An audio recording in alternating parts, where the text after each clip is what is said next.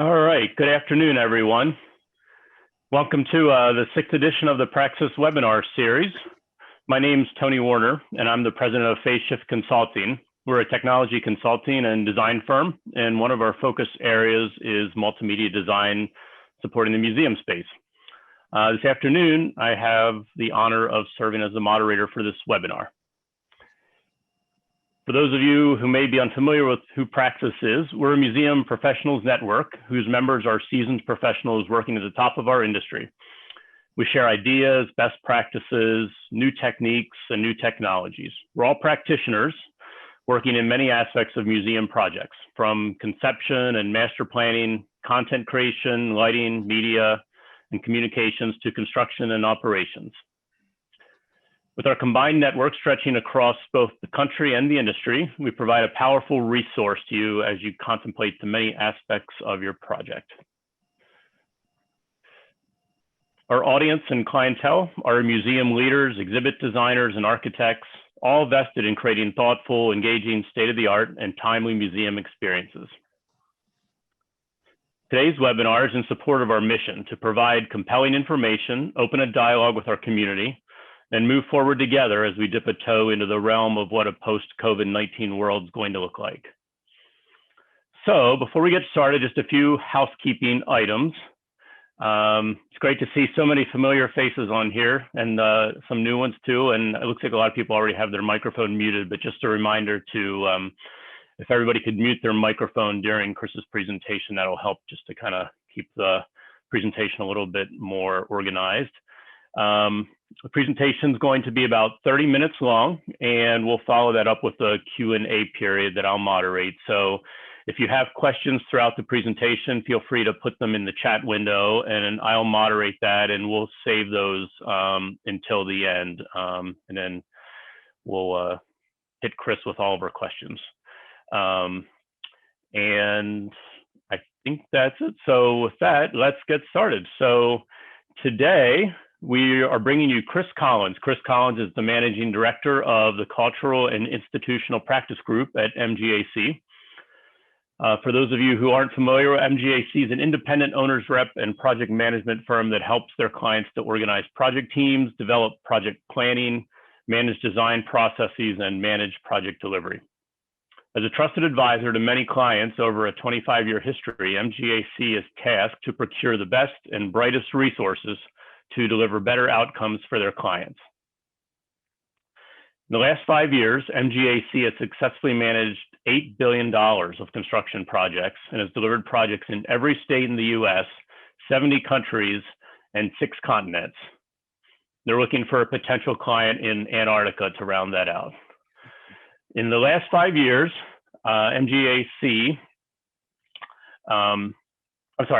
Kris is a 21-year veteran of MGAC.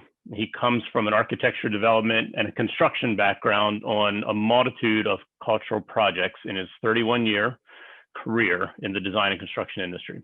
So without further ado, take it away, Kris. Great, thanks, Tony. And thank you all for setting aside the time to join us for this discussion today. Hopefully we'll get something out of it that's interesting, and really it's a chance for us to have some idea sharing and dialogue for those who prepare and respond to RFPs. So this is not only for possible clients who may be planning a project, but also people who are in the industry, professionals, which many of those who knew about this gave me some good comments and things to think about, which I appreciate. We're going to be sharing observations to really help try and make the process yield better outcomes, and also to manage risks, right? All these projects that people engage in are full of risks to your treasured money that you're out trying to raise for your experiences and your projects. So, we try and manage those risks to keep them under a lid. Today's discussion really will be oriented towards museum projects, really, buildings providing a cultural experience to public visitors. And we're really talking about the procurement of the design team and various contractors that would be engaged in that process. There are other cultural projects that could be talking about, but we're going to try and focus on museum or visitor experience type of projects. So when we start talking about this within Praxis, and generally when I'm talking to the people in our industry, the state of affairs are that the RFPs can be very inconsistent that we've seen in our marketplace. And everybody who is a service provider really wishes that we could help streamline the process. And unfortunately, we see this a lot where we have kind of a vaguely written RFP that's sent out to a really broad cast of people, and it really looks like crazy town a little bit, and sometimes owners may find themselves where they're getting costs, proposals all over the place, apples and oranges with scopes of work, design document issues could be a problem, mismatched issues, and you could have some real problems there. So today we're going to try and give owners a few tips on how to avoid some of these problems and some ideas for planning the process. I'm also working on the proposition that cultural projects have unique, complicated variables, and it really is true. And what makes cultural projects so different, I always say that cultural clients, they run projects of the heart, right? Which is very different. They're projects that are based on what really is meaningful to them, their shared values, and really not the bottom line.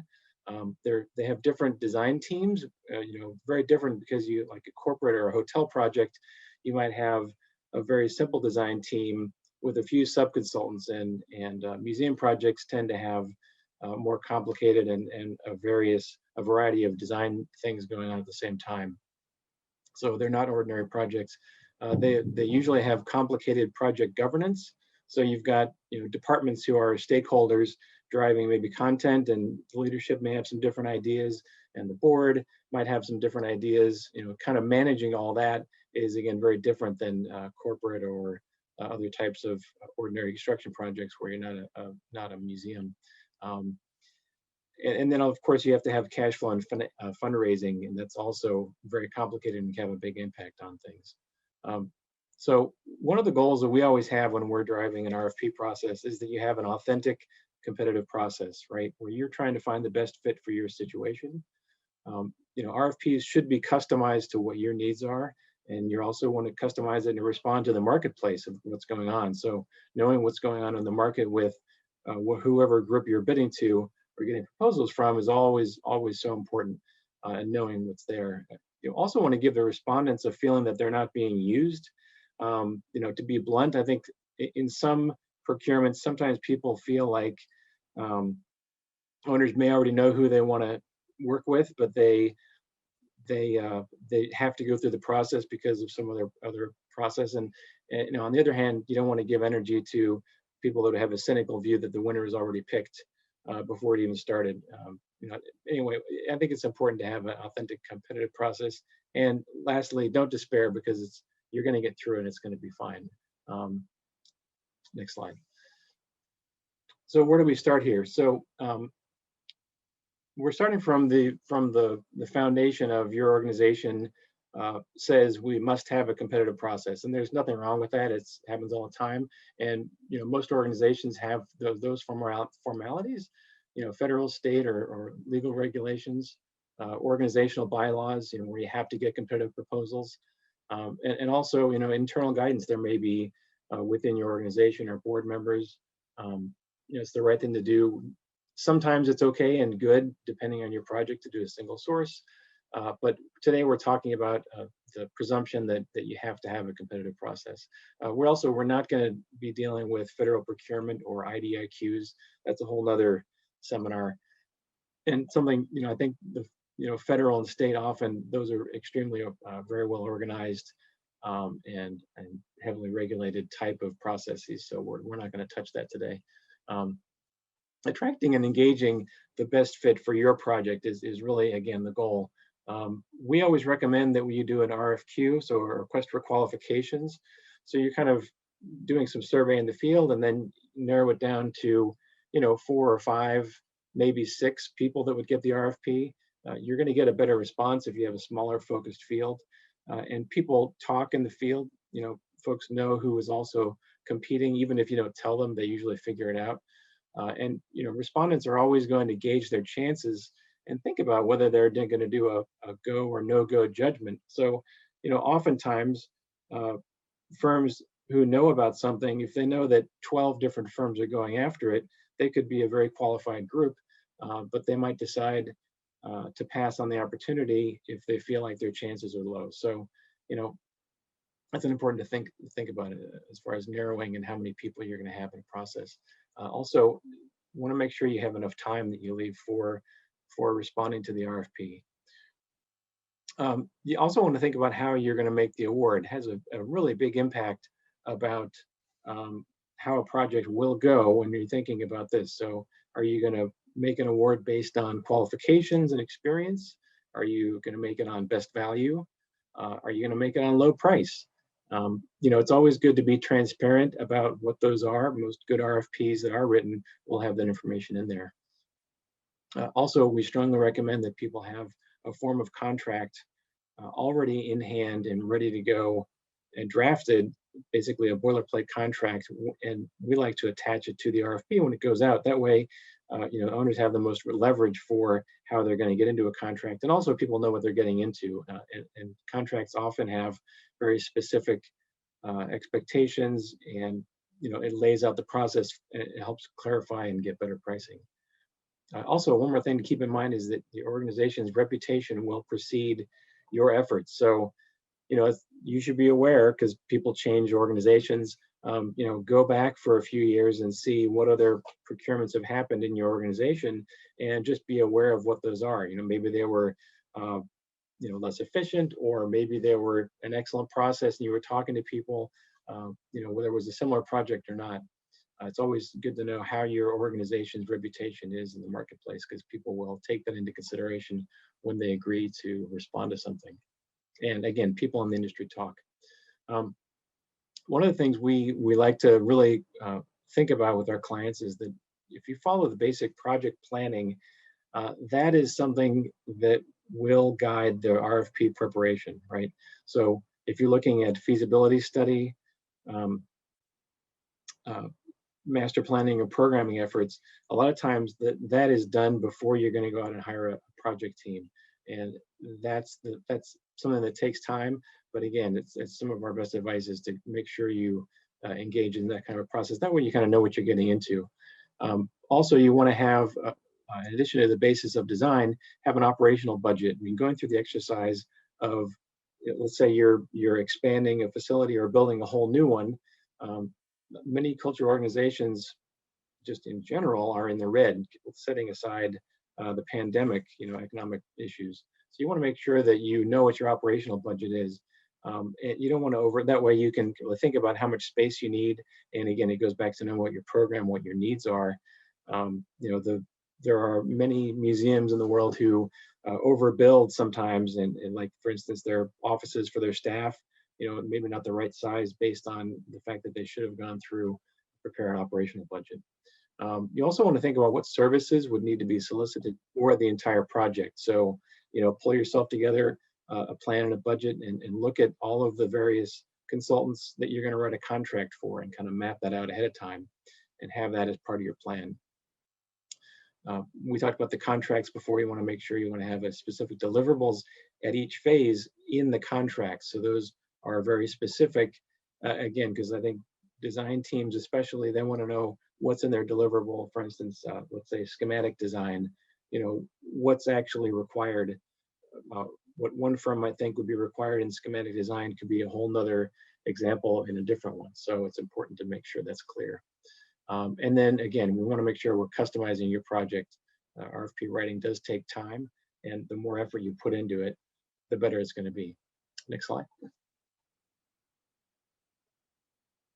So one of the things we're always talking about when we're working on an RFP is that you really have a written work plan in hand. Again, that's going to inform your RFP. And this sounds very simple, but you have your scope of work, which is your program requirements, the size of your facility, what your needs are. That may sound very simple, but we've seen, even in projects that we get engaged with, and also in the marketplace, that's a really hard thing sometimes for organizations to do. So you have to have that clear, and you want to make sure that's bought into before you go on the street. What you don't want to do is end up saying, okay, we need a building that's 50,000 square feet, and over the course of design, realize you need 20,000 or 80,000 square feet. It has a big impact. So again, that ties back to your pro forma budget. Budget, also you want to know what indicators and comparisons you have for recently delivered projects. So that's something, know what the marketplace is doing, right? What have your peers, other museums done? That way you have a target budget. That's really, usually when you're starting off a project, you've got a dollars per square foot for both the building construction site and also visitor experience or exhibits. Sometimes, and this is something we see in the industry, clients have been hesitant to tell designers especially what the cost and what the budget's going to be. And we try and caution people against doing that. It's much better to tell people. Most of the common design contracts actually have this legal concept of designing to budget, right? You want your designer to be obligated, and the contracts obligate them to design something to a specific budget. So if you don't tell them what the budget is, if you don't know where your target is, how do you know where you're shooting? So that's basically it. On schedule, really want to try and develop a realistic phased schedule to include owner reviews. And again, I'm personally I'm an advocate of putting more detail into schedules and putting in milestones, things like that are very important. You want to get buy-in of the team that you're going to hire if they think is rational, but taking the time to lay out your schedule ahead of time and make sure it's realistic too. Believe it or not, many things go out and clients don't really have a schedule in mind, or a budget, or even sometimes the scope of work is very poorly defined, and it just makes it really hard for people to respond to that and give a proposal. Last thing I want to hit on is expectations and what I call project drivers. Now, you see the diagram on the right here of budget, scope, and schedule. Those three things are the three-legged stool of project management, but really you only get two of them. and if you try and make a project where you get the price that you want, you get everything you want, and the schedule, that's really hard, next to impossible to do. In my career, I've had one project that came pretty close to this, but at the end of the day, I think they were weaker on the scope because they didn't really take the time to go through what they needed to, and they ended up doing a ton of renovation after the fact because they were so focused on what it was going to cost, and it had to be done in a certain time. It was a corporate headquarter that was moving from coast to coast. So those things happen, and as an example, that's important to keep an eye on that. Cultural projects usually choose scope or quality and budget. Those are usually what we see as the two driving things in project. Often museums and cultural institutions are fundraising concurrent with the design. So getting what you want takes time, and getting the funds you need also takes time, and that can have an impact on schedule. So what we try and do is build in flexibility in the RFP where you need it. So I kind of think of it as a double secret contingency for time, and I build in a little bit of cushion, again, trying to be realistic yet assertive on what we think we need. Cultural clients also don't always have the same bottom line drivers as commercial developers, right? We talked about that cultural projects are more projects of the heart, but they often will have business people on the board who are very aware, they have great influence and savvy in the marketplace. So, there's lots of things to manage here. Next slide.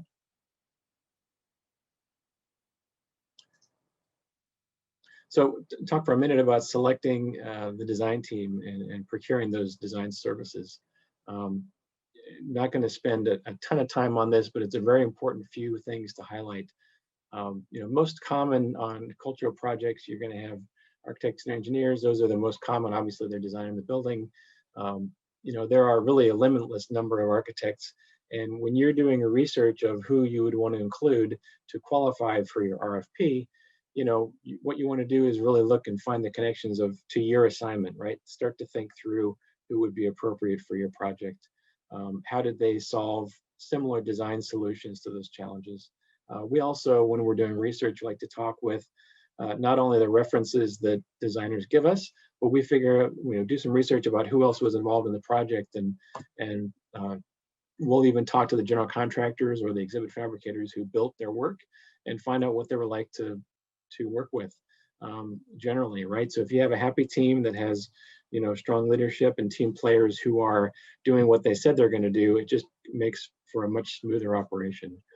And really finding out through research how your design team is to work with. For me, I like to find a balance of audacity and humility. I think that's really important. Designers have to be creative, but they also have to realize that owners are paying for this, and they have an expectation, obligation to meet their needs, and also make sure that they're not only designing something that's beautiful, but something that's practical and going to work for them. I also like to listen for designers, try and find designers who listen more than they speak. I think that's really important. Just in general, in building your team. Exhibit designers, I think, again, they're really managing the visitor experience. They're designing a space that would be inside of the building. It's often a separate contract. Their layer to manage, and they're designing things at a later time, or their design phases don't always line up exactly with the design phase of the architect and engineer. So that's something to really think about with the RFPs. I always think it's good to go see, especially exhibit designers, go see their work product. If they're giving you examples, and we have the luxury here in Washington, D.C. of being able to go look at, for instance, exhibits and buildings for people that we're doing work in other states or internationally. We really try and find a design team that we know their work, we know their experience, we're doing their research. And then media producers, that's another thing that's becoming more and more obviously part of the world we live in. These are people who are making the content that are on interactives and screens. All of those things that are media related, it's pretty much impossible to hire those folks up front when you're starting a design process, because exhibit designers have to design so far into the experience, at least through schematic design, to know how many media pieces you're actually going to have. So you can budget for media. You can use media producers to develop basically the main stories you're going to tell and how you're going to tell them. But in order to get pricing from those folks, you need to get through the design phase first. So that's becoming another thing to manage as our process goes along. Again, trying to get specific about what it is they're going to be doing work on is very important later on to the project, and then planning out how long it actually takes them to produce that material so it's done in time for your experience to open is very important. Design competitions versus qualifications and experience is an interesting conversation. I know that some owners prefer to have design competitions where you're really asking the design team to give you a design product first. I'm not a fan of this necessarily. I know it happens. This project that we have on the screen here, Glenstone, was one of those projects where our client went out to some different firms, paid them handsomely to do a design, and then they picked one because that's what that owner wanted. But I think more often than not, it's more appropriate for owners to have a view of what someone's work experience is, look at their qualifications, you admire their work, and then kind of get into a business relationship with them based on a proposal. It is much more efficient, and we've seen some clients stumble on how long it really takes to release a project because they want to work on the design a little bit more instead of picking somebody. So save the design for the design phase. One thing to keep in mind, of course, through all this is that infrastructure planning is really becoming even more and more expensive now, and planning for those things is extremely complicated in these cultural projects. It's just so important. So everybody who you hire has a hand in the success of that. Next, please.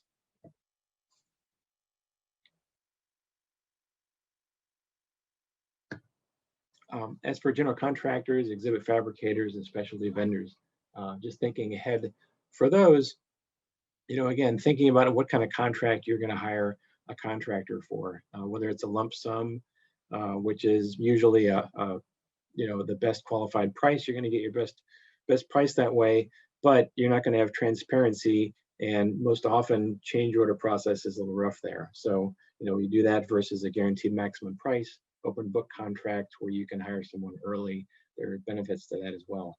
I'd say most of our cultural projects and clients go with the guaranteed maximum price type of contract where you find a trusted partner. move forward. But you never know, and we work with all kinds of procurement techniques. Exhibit fabricators, oftentimes we will have, we'll see all of this, whether people want to get bids, whether it's design build, or whether it's negotiation. Again, it's really important to know how you want to award to people, why you're going to pick somebody, and then how you're going to put them under contract is really important. Similar media and interactives, we talked a little bit about this, and interactives, especially sometimes those media producers are also going to do the hardware integration as well. So that really depends on how big your facility is and all that. So all these things are really important to identify, again, with your RFP process.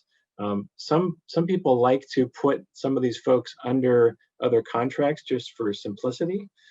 For instance, technology, signage, conference, AV, art, they may hire a general contractor and say, look, we're going to have the general contractor do all this.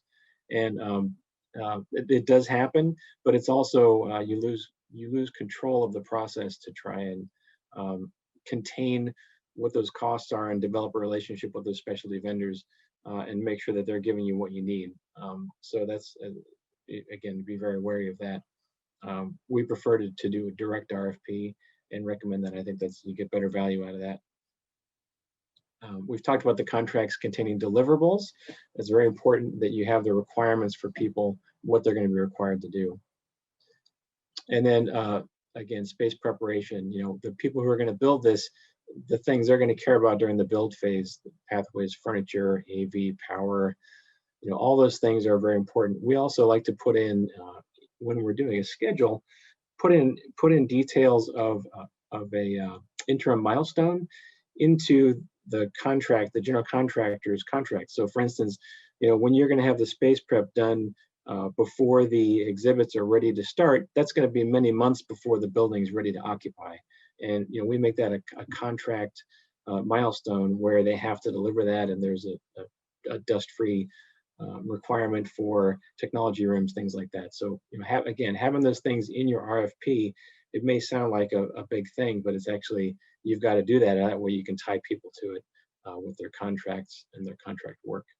Next slide, please. I want to spend a minute and talk about how to get the best talent for your project. Again, this is a customized process for you. Looking into your service providers and market research, your network in the industry is probably one of the most valuable things you have. We and other firms have been found for projects by a Google internet search, but really, your network of peers in your industry, that's extremely valuable. And even in the reference checking, when you're down to a short list and you have proposals, really digging into calling your colleagues and getting them to talk and give you some honest feedback about how people were to work with. Again, it's the people. Sub-consultants, very important. They're critical to the success and important to be aware of and know who they are. Really looking at their credentials. I think many times people think of sub-consultants as just like, oh, that's somebody that the main designers are going to control. But you want to make sure that you're focusing on who they are, what's necessary, not only what their fees are, but how to make sure that they're going to be integrated into the project in a rational way. Thinking about geographic and expertise diversity is really interesting, and considering the pandemic and how all of us are working from home more and more now, things have changed, right? It used to be that our clients are looking for unicorns. They're looking for 5 similar successful projects, the same team that just delivered on this other project. They live 5 miles from your office, and the world just isn't like that. And I think clients are going to be even more understanding now of hiring people that are geographically diverse and working on Zoom. You may have somebody who lives somewhere else, but they can make strategic investments of time and travel to make sure you have all that, and your team is ready to go when you do hire them. And then interviewing, of course, make sure you do all this research we talk about before you do the interview process. It's for us, that's a critical thing to make sure we do.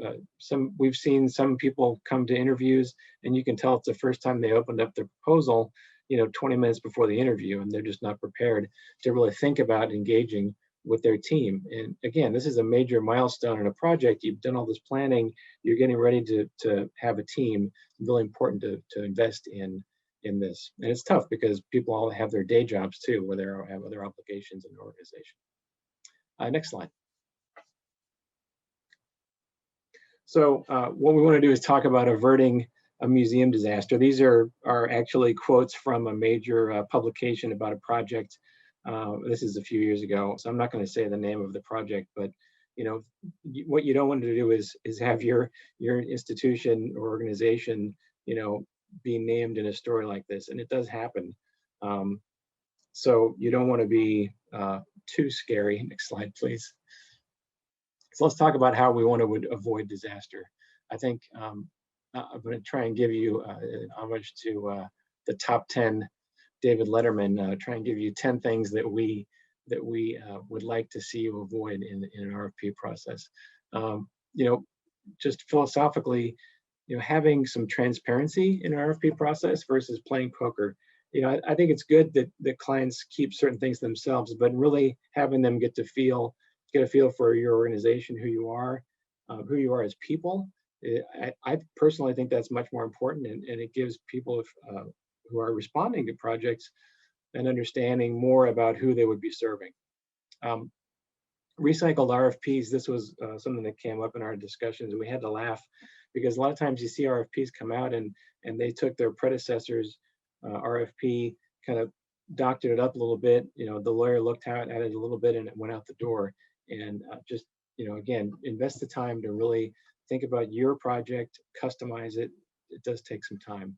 Design competitions, again, I think there are better ways to hire designers, and making designers do design work for free or even a small fee. I think it has to be a pretty special thing to do. We do have a client, Pentagon Memorial, and the memorial is now built, and they had an open call for their memorial. They're doing a visitor center right now, and that was actually a great example of having a design competition because of the response the whole world had with 9/11, and doing a memorial for the victims at the Pentagon. So there are some good examples of when design competitions can be good, and they got an amazing process out of it. But I'm generally not a fan. Selection process and committee, I think that's something that's also important, that you are well organized and prepared. You're having your project governance in hand, knowing who's in charge of making the ultimate decisions, who are going to be influencing the decisions, not only the selection but the design process, and why you're going to hire firms, what your criteria is. Got to have that figured out beforehand. Feasibility study and master plan. If you have this done before you go out for an RFP, it's okay to share it, even if it's imperfect. It's better to give information to vendors who are going to be giving you a price to know what's kind of been studied. And we actually were involved recently, last year, actually about a year ago, with a client who was looking for project managers. And we knew through our network that someone had done a master plan for this. So the RFP was written, and we asked our questions. Hey, were there any master plans done or feasibility studies that would share a little bit more about your program and what you're trying to achieve, what your budget is? And the client wrote back, said no. And we just had to laugh about that. So that doesn't bode well, I think, as a client side. Design, build, construction projects. I think especially in cultural projects, if you're going to hire a design builder, there's a lot to watch out for there, because again, owners having a direct relationship to cultivate the design and interact. I think people out west are better at doing design build construction projects, and that's again for construction. I know design build with exhibits is a little bit different, and that's something that's becoming more popular. But for construction projects, there's a lot of risk in doing design build, and a lot of things that can go wrong. It happens, and we do them, but there's a lot can go wrong. Number 7, driving the project team culture. Also very important to understand that as owners, you're driving the project team culture. Organizations have culture, so do project teams. So really cultivating that, making sure that people are working together and resolving problems is really an important thing to do. And that starts really before you write the RFP and as you're going through the selection process. Number 8, iconic building designs that are great. And we've done a number of projects where there are iconic building designs, but those are often the projects where they're technically a challenge to build. We have unrealistic expectations from rock star designers who are really trying to make a splash, and oftentimes those kinds of projects, if you're not clear about what your budget breakdown is between where you're going to spend your money and where your needs are, iconic building designers can often kind of have a runaway train on projects. Again, back to the previous slide about being on the front page of magazines. That's no good. Uninformed, non-market-based negotiations. I think this is something that is, sometimes owners and clients can be unreasonable, again, with what they're expecting from people. So if you're going to go beyond what's market norm, it's sometimes people say yes to those things and they get themselves in projects in trouble. So again, beware. If you think your budget is going to be $500 a square foot for your building and someone says I can do it for $3, probably a problem, and they might not be able to deliver it for that. Number 10, uncoordinated procurement versus agreements. Again, we see this all the time where there may not be an agreement or a draft contract in place, or there may be an agreement, but the procurement people in-house haven't really clarified what the requirements are. So that's something to watch out for. Next slide, please. Okay, so now we're gonna talk about positive team culture and how to some things you should and can do to make sure you have a positive project, and how to receive thoughtful and complete proposals. Right. Number 1, establishing clear objectives and institutional project goals. And we've talked about that a lot, but that's very important. Number 2, planning for successful communication and decision making. Again, if you're organized as an owner and you have a plan for success and you've communicated that to your team and you have buy-in from your outside consultants, your project's going to go really well. Number 3, do your market research. Again, know the market where you're getting into, where you're hiring, leverage your network, all that stuff. Very important. Number 4, ensure quality vendors are committed. This is an important one. You may have companies, you have reputations for companies where they've delivered projects and there may be a principal that has their name on the door, but at the end of the day, it's about the people who are doing the project, right? So making sure that you have your vendors and the people who are working for that vendor, whether a designer or a contractor or whatever, that you really understand and you get the feeling that they're committed, and you really follow your gut on that one, because it's all about the people. We always say that. Number 5, develop trusting and transparent relationships.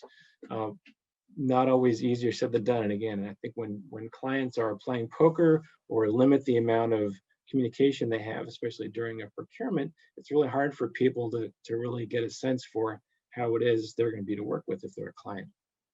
So developing a transparent relationship up front in the RFP process is a very positive thing. And really it relates to number 6, is talking with the respondents. Sometimes in procurements, procurement officers can, especially with large government types of projects, and I understand why this is necessary. Procurement people may have people calling all the time, they're stretched thin and all that, but ordinarily there's not a problem with talking to people who are responding to your RFP. Oh, you have a question, let's talk through this. Okay, send me a note and we'll respond in writing. And I think when we've done those things with vendors, I think it really gives them a feeling that we're having a transparent RFP, that the client really is looking for the best type of service provider, and that really relates to number 7, providing clear and reasonable expectations. So again, if you're being reasonable, you're providing a reasonable process, market standard legal agreements, I think vendors and contractors are really going to get the feeling it's going to be a professionally run project and things are going to go well. And people want to be involved with that. Number 9, you get your full price is when possible. We've had some projects where we're pulled in partway through one very large project, and the client had only agreed on a price for the first phase, the schematic design phase, instead of the whole project. and which was a little bit, it's crazy. It just doesn't make sense to do that when you have the chance to lay out what your goals are. You have a program of requirements. Here's what we're doing. Give us your price to design or build. That's, it makes the most sense. And then the last one, momentum depends on effective leadership, and making sure you have a consistent vision in your own mind and communicating that what success should look like. Very, very important to be able to think about that. These projects are all about momentum, and building momentum is something that you start as the owner, but also you have the ability to carry through with the team. So that is the end of my presentation, I believe. Next slide, please. And I think we should open it up for questions. Yeah, thanks, Kris. That was great. Tons of great nuggets in there. I think both for the people developing RFPs and for those of us on the call who respond to RFPs. Great takeaways on that. So we do have a few questions. So far only from Tony Reich, but he's asked some really good ones. So just gonna dig into those. And certainly if there's others on the call that have any questions, feel free to add them to the chat and we'll go through those. But little surprise, one of the first questions is regarding COVID. And Tony's asking, I guess broadly, how are you seeing COVID changing RFPs? And specifically to that, are you seeing financial capacity and stability to be big factors in selecting firms now, and I guess post-COVID specifically? That's great. So there's really two questions in there. I think that if anything, the RFPs, gone are the days where people are asking for 8 copies of a printed and bound RFP proposal. That's really funny. Now, everything seems to be electronic. I haven't been to, today's the first day I've been in the office in literally 4 weeks because of all the craziness in DC that seems to have passed us now. So I think that what we've seen, more and more clients are hiring based on interviews on Zoom, which, a year ago would have been kind of crazy. It used to be that people would get on a plane and be in New York or Chicago tomorrow to meet a client face to face, and clients are not impressed by that and wouldn't want to. It's terrible. Can't even be in a room with people anymore. In financial capacity, absolutely. That's something we recommend to clients where we're asking respondents to show us their audited financials. For contractors and exhibit fabricators, getting a bid bond is, I think, a really easy thing to do. And bonding capacity for contractors is important. And a bid bond is, we're advising our clients get those when we're getting proposals, and that just shows that the bonding company has looked at a bidder's financials and thinks they're strong enough to do that. Good stuff. Good stuff. The next question that Tony asked, I think you already pretty much answered it, but I'll just want to briefly kind of touch on it again. He's asking, what's your opinion about asking for free design work as part of an RFP? There you go. There's no boo. I guess I could cry. I don't know. I think, and I've had this happen where clients would be like, I really want to have people do design work. Just show us what it would look like. And then it just slows things down and it costs more money ultimately. I had this experience with a client and they really wanted to do that. And I think it's just much better to admire someone's work. You develop a relationship, they show that they're experienced and qualified, and you sign a contract and get going. It doesn't mean you have to give them all the money the first day. Especially on design work, I always think it's okay to take little bites. If you're not ready to jump into a whole project, sign them up on a small bit and see how you're going to do, and see if you're going to be able to stand those people or the team for the next 3 years, right? We do have some other questions to get through, but Tony, do you have any? I saw you unmuted. Do you have any follow up there to your questions? Yeah. Well, 2 things really. Sorry, somebody's cut my video off, so I can't appear. But Thank you, Kris, for the great talk. It's very, very interesting. My question was more about financial stability in the design industry, because there's a sense at the moment there's a bit of a race to the bottom in terms of sort of buying projects in the hope that firms will keep busy until COVID finishes, and that's dangerous for everybody. And that was my question. I mean, designers cannot get bonded. Right. Good. So that was the first thing. And then, you know, the other question was, often the RFPs will say, well, you know, give us some ideas.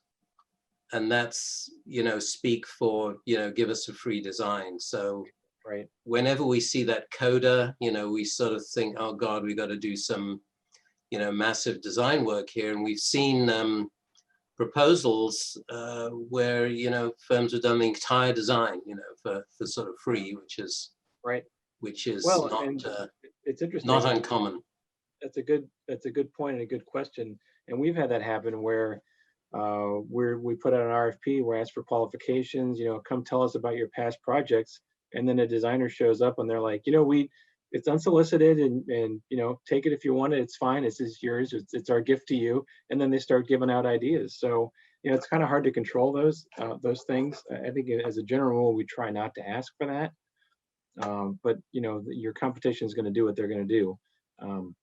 So you should find out who those people are and have a strategy for how to compete with them. That's my best advice. And I think that it's similar to that, you know, on the designers, you know, I think that when times are tight, people tend to think that a lower price will give them the commission or the job. And, you know, that's just, again, check out the financial stability of the people you're going to be working with, you know, and have a budget for what you think it should cost. And if you get a low number, you know, that gives you a wary, you know, sometimes we'll throw out the low number because it's just too low. And you're like, how can somebody do that for that? Something's wrong here and it's going to be in trouble. Thanks, Kris. Moving on, we have a couple of questions from Eliza Rawson. She's asking, what's considered a reasonable time to respond to an RFP? Right, and then she had a follow-up about elaborating on what could go wrong in the design build process. Great question. So for design, I think at least 2.5 to 3 weeks is a reasonable amount of time.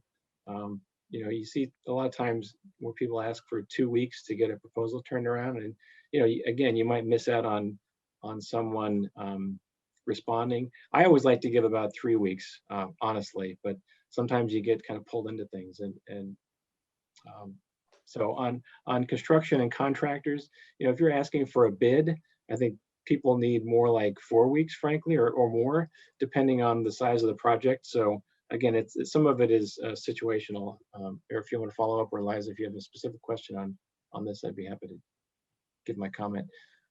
And also elaborating on design build process. I think it has to do with design builder transparency and management.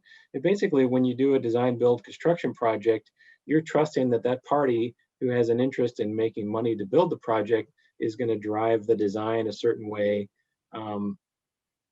to make sure it's on budget, right? Which is great. But I think what happens in the design build situation is the architects are working for the general contractor. Again, it happens, and there's nothing super wrong about it, but you just have to be aware of that the client, the architect's client, is now the general contractor who's in charge of the money. So if there are things that the owner wants to be studied, you have to make sure that the architect's in the room and they agree that they're going to go study those things, and they're going to come back with solutions that are within budget. Again, on principle, that's a good thing. But we've been pulled into design build projects where the design builder is not being a good shepherd of the process, and also you know, offline architects for building projects often kind of grumble about the design build process because they feel like their designs were compromised, and some of that is architects being sensitive. I can say that because I'm an architect by training. So very good. Carolyn Harris has the next question here, asking if you could just touch on, from a respondent's perspective, how to most efficiently and effectively respond to various RFPs, especially not for design. Right. Well, it's always good to have someone else's perspective and try and walk in someone else's shoes. That's a great question, Carolyn. And again, if you want to unmic here and comment on this. Yeah, I was just kind of thinking about like what you've seen is, what do you consider when you see a strong response? You know, like what does that look like? Because you've done such a great job of explaining from the organization client owner side, you know, but like if you're evaluating, which I do both of those things, but like I'm always curious what other people think when they evaluate proposals, what a good one looks like, without just like if they checked all the boxes, right? Yeah, no, you do that too, and you're in that business and situation. It's a great question. You know, that's why it's always important to identify the criteria in which you're going to hire someone, and then really judge how they did, right? And so we always try and have multiple people reviewing the proposals from the client side, operationally, you know, people who have a finance base, looking at all the components of the criteria. And then, you know, some people, and we're happy to do this too, we'll even give points for each of those criteria and give a weighted kind of judging. We'll have people respond to those, and then we'll sit and talk about it. You know, if you have your selection committee.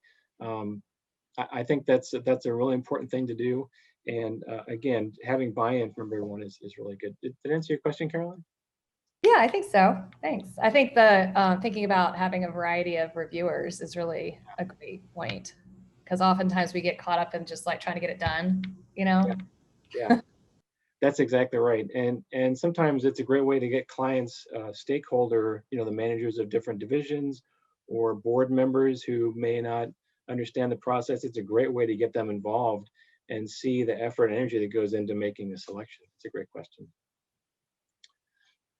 Kris, the next question is from Anna, and she's asking, what language do officials read to get the response to the RFP into the yes pile? More persuasive, to the point, et cetera? I'm sorry. Can you ask that question again? Well, and feel free to jump in, Anna, too, if you might be able to articulate it better than I'm capturing it. But what language do officials read to get the response to the RFP into the yes pile? So how do you decide which ones are the responses and make it into the I'm assuming make it into the yes stack and versus the no stack? The no stack. Well, first of all, I think the qualifications process, again, we try and talk to 8 or 10 firms to see who has the capacity, experience, you know, for the project timing. We'll look at the appropriateness of their background on the design side to do, and then we'll shortlist from there down to 4 or 5. And it's interesting, I think, having been through this a lot, I think that we always see where there's always a firm, and you're asking, and from an exhibition designer standpoint, there's always a firm that you could tell they had other things going on. They like really didn't have time to sink into it except for responding to the basic information. And didn't take the time to invest into their client, the assignment, trying to understand the mission of it. So I think that that's a great criteria. I don't know if I answered the question there or not, or if you want to unmute and ask further, that's fine. That one was actually from Anna, and then we have this. The next one's from Anne. They're getting truncated a little bit in the chat room, so my apologies for not getting everybody's name here. Okay. Anne's asking. She's an exhibit designer and has recently responded jointly to RFPs with architects or landscape architects. In both cases, the prime did not seem to think that the RFP response needed to be designed. Each person's resume was included as they had formatted it. I think that's a big problem, but they contend that that isn't held against the team. When you're reviewing, how much do you look at RFP response factors like that? That's a great question. I'm also not a fan of having exhibit designers underneath the architect. I think it's much better to think about what I like to step back and look at why are people going to be coming to the building, right? If it's a conference center or event center and it's a kind of slam dunk thing, that's great. But usually with an exhibit or museum project, you got to do the building and the exhibits, right? Most people are going to come there because they want to see the exhibits and explore the content. And I think having exhibit designers underneath the architect does have some risks. When we're looking at this, and I've been involved in projects again where we weren't involved in the front. We had a client call us, and they were working on a large project with a government organization.